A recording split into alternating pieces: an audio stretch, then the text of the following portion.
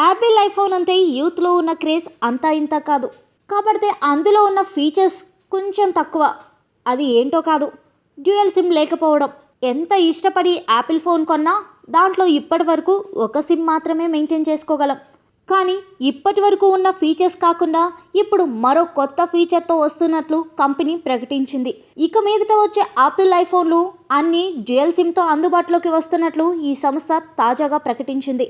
ఈ మేరకు యాపిల్ సంస్థ డ్యూయల్ సిమ్ పేటెంట్ హక్కులు పొందినట్లు సమాచారం.